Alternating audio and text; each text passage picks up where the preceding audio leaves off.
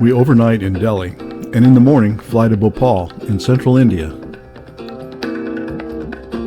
In Bhopal, we meet our car and driver, who will take us to the Satpura National Park, about a 4-hour drive. On the drive, we see many more of these brightly painted Tata trucks. Tata Motors is the largest vehicle manufacturer in India, and Tata Group, the parent company, is the largest corporation.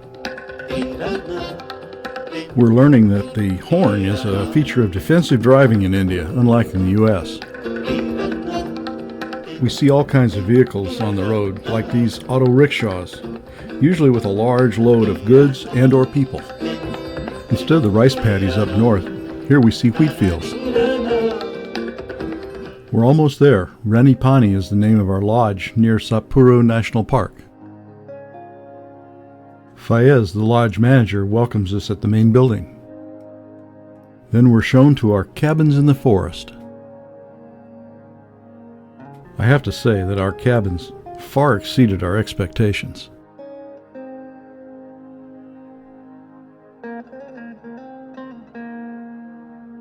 Next to our cabin is a silk cotton tree in bloom. The birds love it.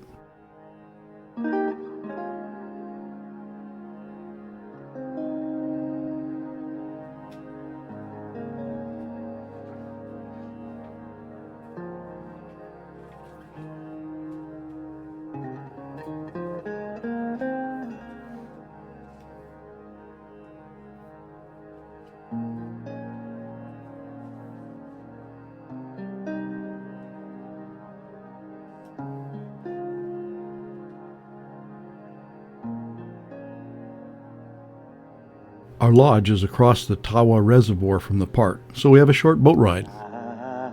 This meadow was once a village that was relocated when the park was established. Now birds, langurs, chatal, all enjoy the pond and open grasslands.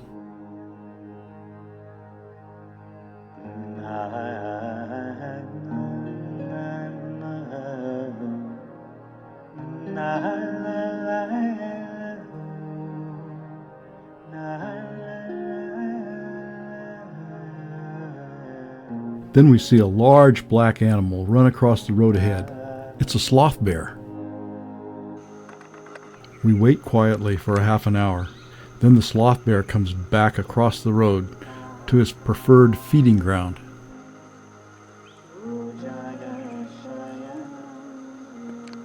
He'll spend the rest of the night eating insects, ants, and termites.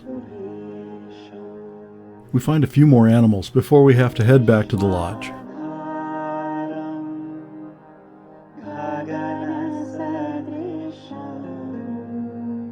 Tonight we enjoy a dinner of traditional Indian cuisine. In the morning we're up early enough to catch this nightjar on the road. We find a lone gaur, the largest species of wild cattle. Ali points out the ghost tree. It produces a gum that's used to thicken foods, as a laxative, and as a denture adhesive. The color of the bark changes from white to gray to pink through the year. I don't know how Ali managed to spot this rare squirrel. We stopped for our picnic breakfast at the ruins of a Hindu temple. It was used by the people in the village until they were relocated in 1981. The forest is full of gray langurs. They spend half their time in the trees and the rest foraging on the ground.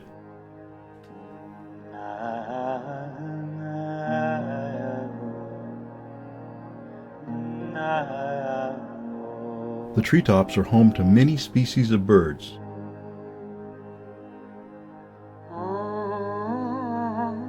This is the dry season, and the Tawa Reservoir is being drawn down, leaving many small pools. These ponds attract many birds.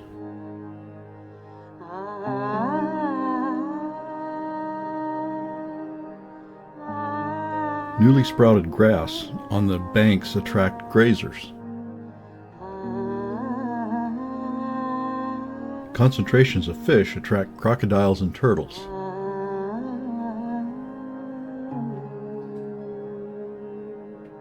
On the way back to the lodge for lunch, we see this magpie robin on a fence. This afternoon, we're going canoeing on the reservoir. There are lots of water birds to see. There's quite a bit of human activity too, like collecting firewood and fishing. This peacock reminds us that this is India. These bar-headed geese are one of the highest flying birds. They've been seen at over 33,000 feet. Shorebirds and ducks are abundant along the shoreline.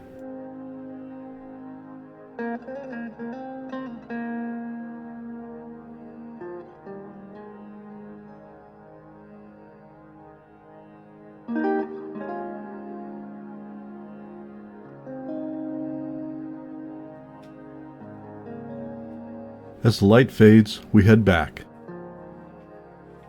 Bar-headed geese head to their roost tree. The cormorants have already found theirs. The sun sets on another great day in India. We head back to Reni Pani for dinner. We're out before dawn. A sounder of wild boar frees in the car's headlights. Ali is taking us to a couple of his favorite places today. On the way, we see a herd of gaur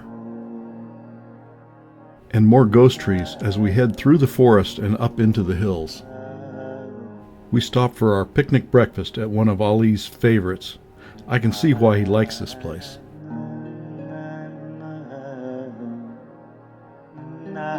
We take some time to enjoy our breakfast and explore. This is a favorite for other water lovers too.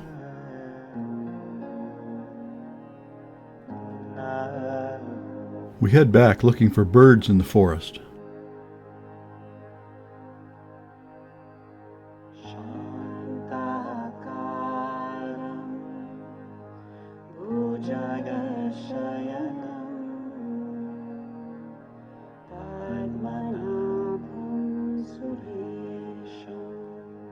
This is Ali's favorite place for watching water birds.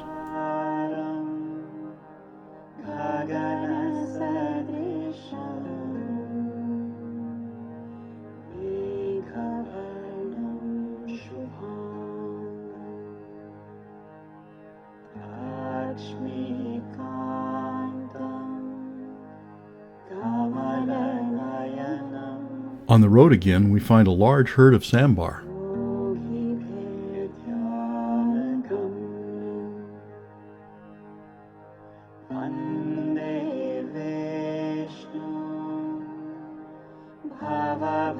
And we find more birds, including a pair of particularly amorous plum-headed parakeets.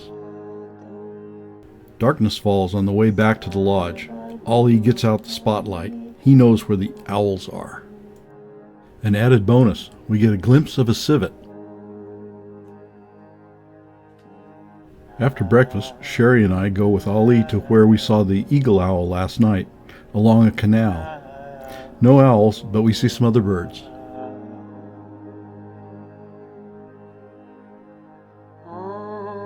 Then back to the lodge to pack up.